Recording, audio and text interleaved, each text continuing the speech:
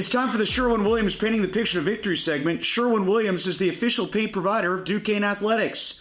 The Duquesne Dukes clinched at least a share of the 2024 Northeast Conference title last week with a 42-21 victory over Wagner at Rooney Field. The Dukes dominated with a 21-point second quarter, taking control of the game and rolling to a convincing win over the Seahawks. It marked the seventh straight game that Duquesne has scored more than 30 points, pushing their average to 41.2 points per game in conference play. Now the Dukes will travel to Central Connecticut State this Saturday for a winner-take-all matchup against the Blue Devils for the league's automatic bid to the FCS playoffs. Duquesne extended their winning streak to 8 games, the longest streak since 2002, and remain one of only 3 unbeaten teams in the FCS this season. Senior quarterback Darius Parentis tied a single-game program record with 6 touchdown passes in the win over Wagner. It was a new Rooney Field record in his final home game as a Duquesne Duke. Parentis was named NEC Offensive Player of the Week for the 3rd time this season, extending his program record to 7 weekly honors in his career. The Dukes wide receiver trio of Tedy Afful, John Irby, and Joey Isabella also received Prime Performer honors from the NEC. Afful shined with 208 receiving yards and scored the final touchdown of the game. It was the most yards in a single game by a Duke in 4 seasons, and he became the 9th player in program history to record a 200-yard receiving game. Irby and Isabella each added 2 touchdowns, with Irby's second touchdown making waves on ESPN SportsCenter, ranking number 3 on the top 10 plays. Parentis also received a spotlight on ESPN's College Football Final, earning a helmet sticker for his 6th touchdown performance. That was the Sherwin-Williams Painting a Picture of Victory segment. Sherwin-Williams, the official paint provider of Duquesne Athletics.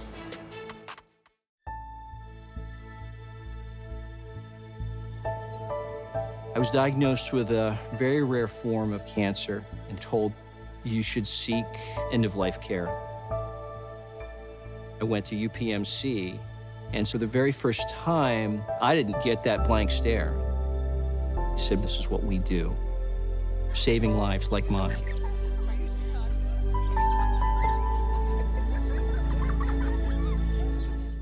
As Western Pennsylvania's largest regional public accounting firm with local ownership and management, Schneider Downs gives you the global ideas your company needs right here at home. Schneider Downs, big thinking, personal focus. Introducing Budweiser Zero. 0% alcohol, 0 grams of sugar. Full Budweiser flavor. For all the moments you want a beer and need to stay on your game. Budweiser Zero. Zero compromise.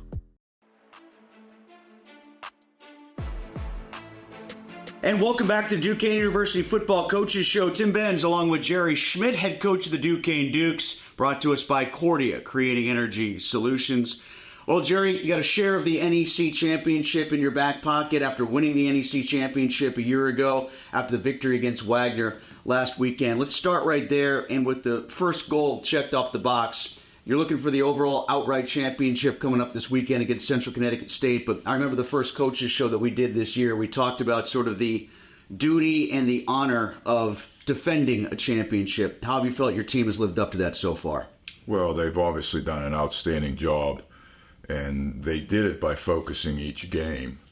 And, they build it up through the season and continue to get better and playing our best football each and every game, and now we get to this point, and they've earned the opportunity to compete for the outright championship. Overall, what'd you take away from the victory against Wagner last time out in your home finale? It's tough when you're going into your last home game and you've played really well to that point to come out and continue to play at that level, and I thought our guys did a really good job at that. All 3 phases of the football game. It was very impressive to me the way all 3 phases stepped up and played good Dukes football. We played physical, we played fast, and we played smart. We had a few things that we need to correct, on that side of it, but I thought we did a really good job.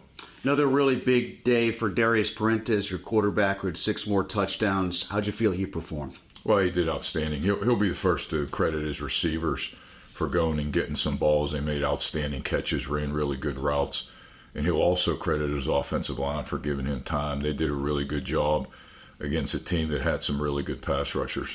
393 yards for Darius, and the way he spread the ball around, too. You looked at all the receivers that contributed, and this has been a theme that we've gone to a number of times throughout the program, is there's been a different receiving star, it feels, almost every game, including Tedy Afful, who's going to join us a little bit later on. Yeah, that shows that he's going through his reads, and he's playing smart football, taking what they give him. And then sometimes, with him, when he has to get out of the pocket, it's guys that are doing a really good job on our scramble drill and finding open areas. And so happy for Tedy. We talked last week about he hasn't had the volume of catches that some of the other guys have had, but I've been so impressed with him through the year because he's made critical catches when needed. And that's really important when you're playing in a season like we are. And so I was happy for him to get rewarded with the statistics that he got and the number of catches. 10 catches to that point, 208 yards and a touchdown, and he was targeted a ton. Was there something that was in the way Wagner was approaching your offense that allowed Tedy to get open, or was that just Tedy doing what he did against the defense that was present? Tedy's been doing that all year, and sometimes the coverages will dictate that the ball's got to go to him more often than it did on Saturday. When you have other guys that are talented, he's in a really talented group, and they're trying to take those guys away sometimes. You get opportunities that maybe you normally wouldn't. Is John Irby a little tired of being Showtime all over the place, all over ESPN, or is he kind of soaking in the moment? I think he's a humble guy. I mean, he enjoys celebrating with his teammates, but he's a humble guy, and he's well-deserved also. He works really hard. Well, for folks you don't know that didn't see the highlight, look for it online. Irby made an unbelievable catch. He was our guest here last week on the Coaches Show, a one-handed grab in the end zone. And it took me a second to make sure that thing was stuck in his hand. It didn't ricochet off the Keller Fieldhouse or something like that, because that was an unbelievable play that he made. It was. He made Darius look good there. Probably wasn't the best decision to make that throw with 2 or 3 guys around Herb, and he made him look good and got the touchdown. I also really appreciated Joey Isabella. I always like receivers who aren't the tallest because, of course, my stature, I'm always going to root for the short guy. But when he does the too small, or I just dunked on you from a 5'9.5" guy, that's probably been my favorite move so far this year. If you work on your hands, you got a chance. Get you out there and make some catches. No, it's good. Joe's he's really good at a combat catch for a guy that size. He's had a couple of those this year. Very much so. It's been his kidding career. Aside, I mean, he's been good at that. No, it's his career here. He comes down with balls, and that's the work that he puts in. I think we talked about this before. COVID year. We didn't play that year, and I come in at 6:30 in the morning, and he's already on the field every morning. We weren't having a season, and he had a quarterback out there throwing to him. How about Jamario Clements? How's he doing health-wise? He's coming along. He'll be a questionable guy. We hope to get him back, obviously, but we have some depth there. And Taj and Sean Solomon have done a great job. Finished that game for us, did a really good job, and grinded out some really good yards. Our less production rush-wise statistically, but like I said, they were giving us some of the pass things. When you lose the guy who's been your number one running back for most of the season that early in the game, does it impact your game plan at all for how you prepped going into Wagner, or because you've been able to rely on Taj and Sean Solomon, do you just do the next man up mentality? Yeah, we're next man up. We know each of those guys have some things they do better than others, so we might adjust maybe a play or two, that plays to their skills. Their skill set, but no, that we run our offense and we trust those guys to run it well. How about up front? We've made a number of comments in the past about how good of a job the offensive line has done adjusting in-game to injury. Youngstown State, a couple weeks back, that was also an issue. Guys went down during the game, and you still got what you needed from the offensive line. How about the defensive line in this past game when you lost Kersinger and Ackerman along the way? Yeah, those guys are rehabbing here, and we hope to have them. But the next guys are ready to go. They finished the game for us and did a really good job. We've been training those guys all year.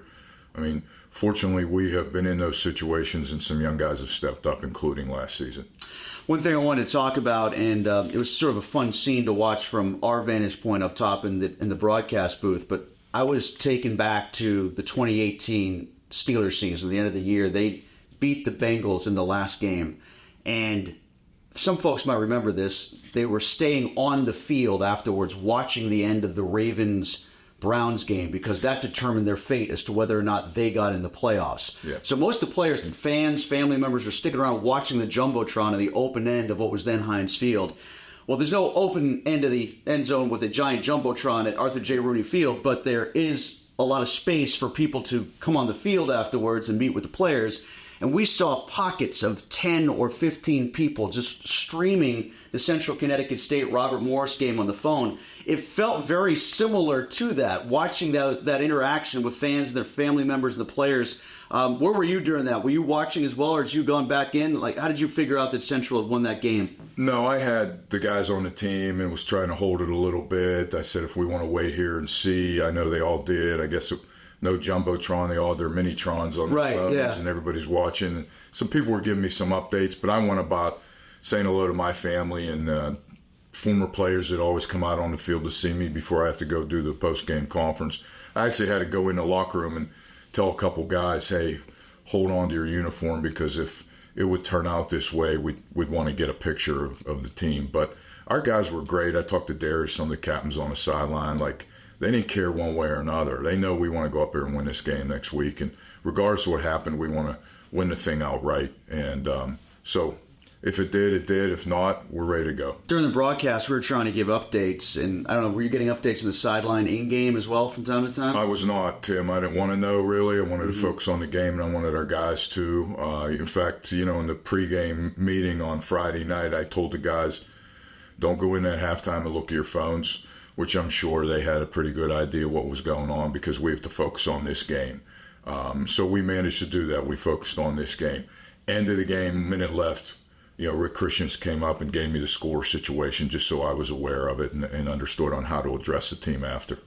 Last thing, as far as Central Connecticut State goes, can you talk to us a little bit about what sort of challenges they present and what allowed them to come back in that game against Robert Morris?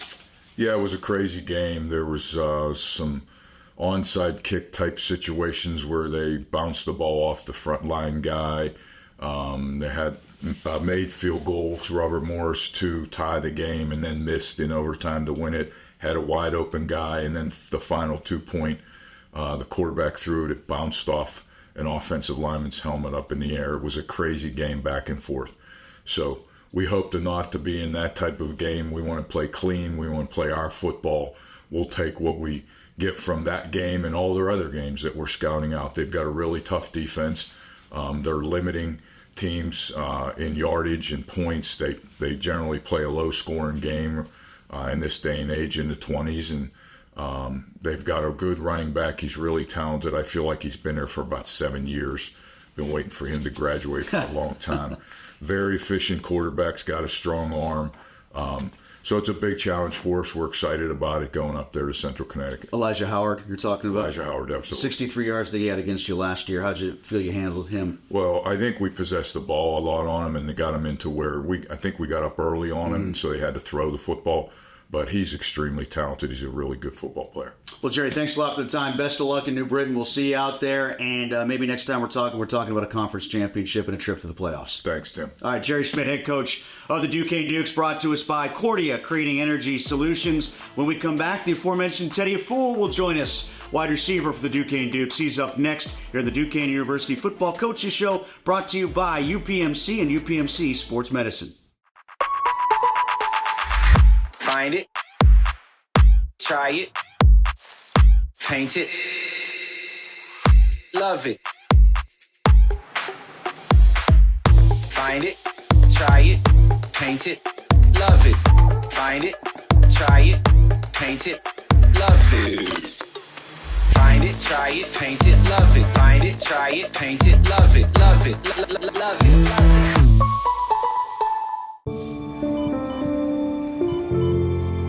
The reason we do this is to change the lives of patients for the better. Pancreatic cancer has a reputation for being a tough cancer to deal with. If you can add mileage to someone's life, the ability for patients to live longer, enjoy time with their family, witness a wedding of a daughter or a son, that's really what we're aiming for. At Duquesne, it's our joy to help you discover what you're good at and why that's good for the world.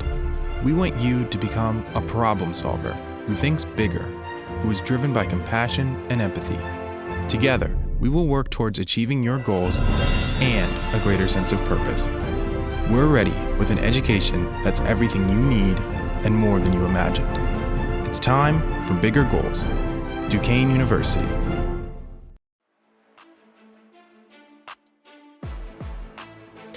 Back in the Duquesne University Football Coaches Show on SportsNet Pittsburgh, Tim Benz along with Tedy Afful, who is brought to us by Summit Academy and the Academy Schools, inspiring hope through education and treatment. Tedy, thanks a lot for joining us here, and congratulations on the big game against Wagner. 200-yard afternoon for you, 10 catches, a touchdown, and close out a six-pack for Darius Parentis. You're really in the zone against Wagner. What allowed that to be the case? All right, thank you for having me on the show, first of all. I'd like to say appreciate my coaches. It was a great offensive play calling. But, Darius just throwing some great balls out there. I had the great one-on-one matchups. And then, every time it's a one-on-one matchup, Darius just like to take good advantage of that, and that's basically what it was.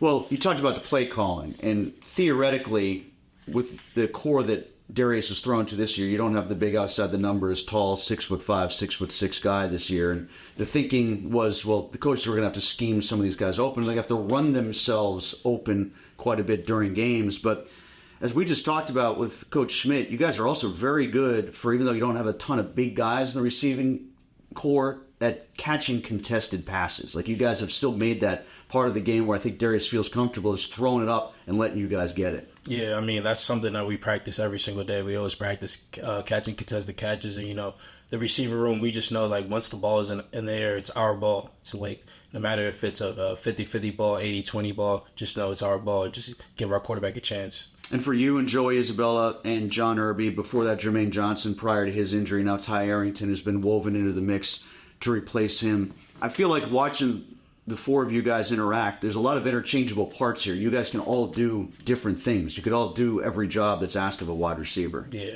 and that's what I like about this group. Like you just said, like, we can literally do everything. We can all play each other's positions. So in terms of like a defense playing us, that's kind of hard. You don't know like what to prep for, because you never know which one of us is going to do it at what time. So that's what I love about the receiver group the most.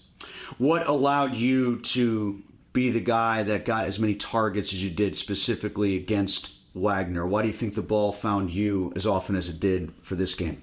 For this game, it was just basically like the defense that Wagner was in, the matchups that we're in. It was a lot of 1v1 matchups compared to the other guys. So, we just took advantage of that, and then it was just history from there.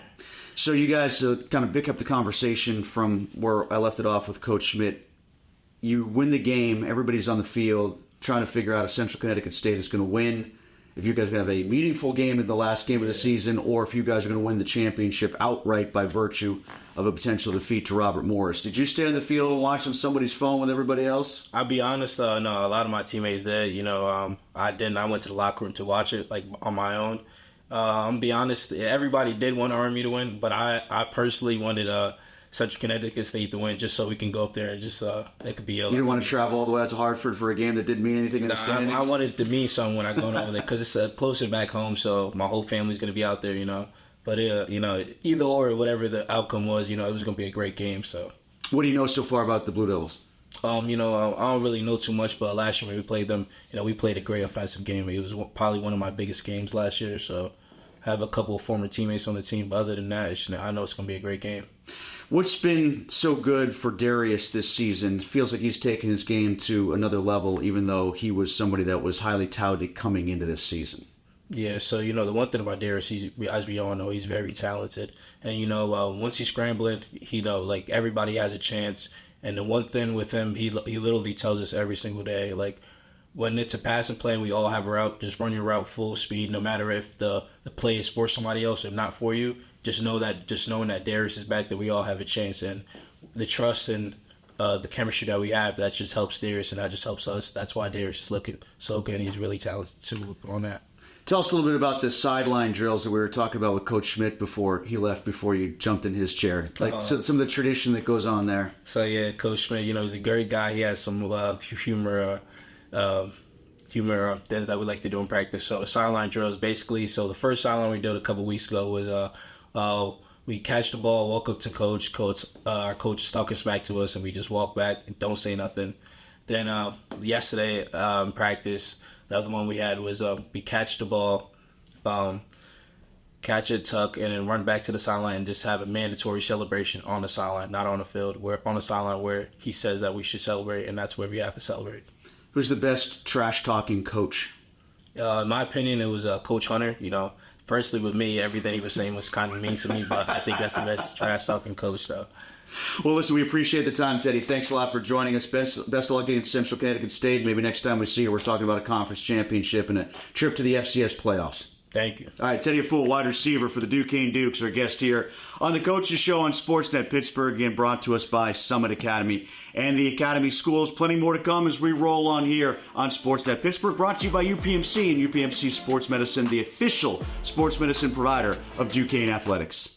Introducing Budweiser Zero. 0% alcohol, 0 grams of sugar. Full Budweiser flavor. For all the moments you want a beer and need to stay on your game. Budweiser Zero. Zero compromise.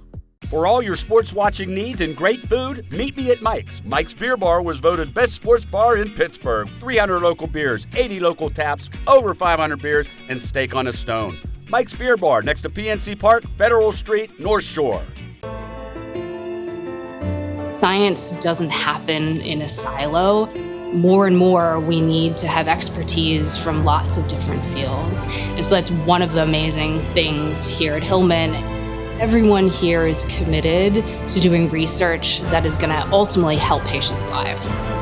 So bringing together lots of different smart minds that have a common mission is really the way that we're going to move forward.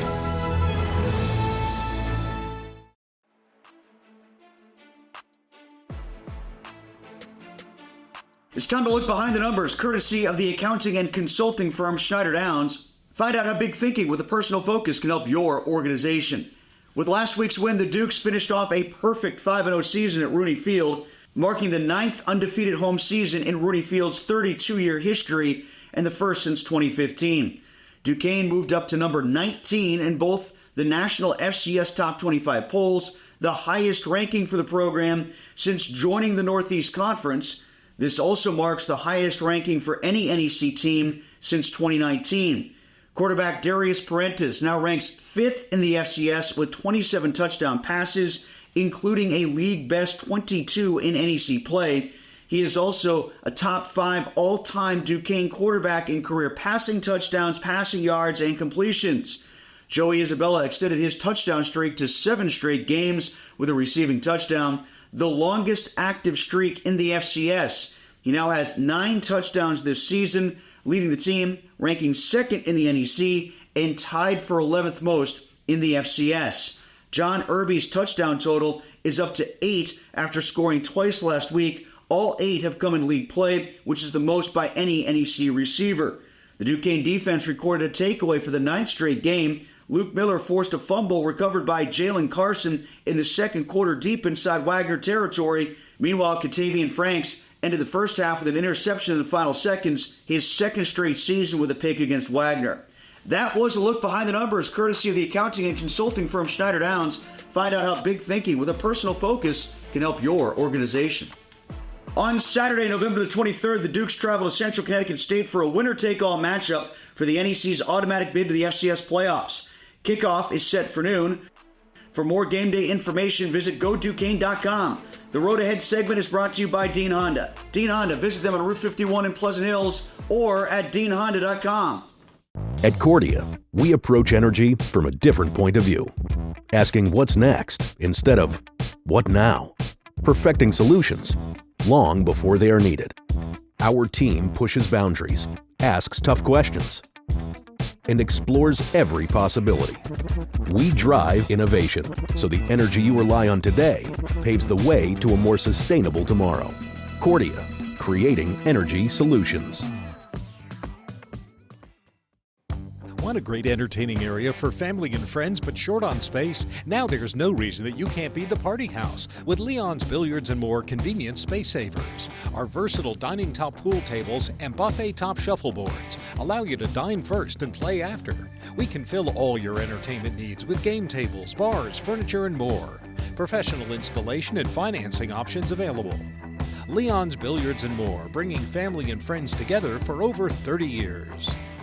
For all your sports watching needs and great food, meet me at Mike's. Mike's Beer Bar was voted best sports bar in Pittsburgh. 300 local beers, 80 local taps, over 500 beers, and steak on a stone. Mike's Beer Bar next to PNC Park, Federal Street, North Shore.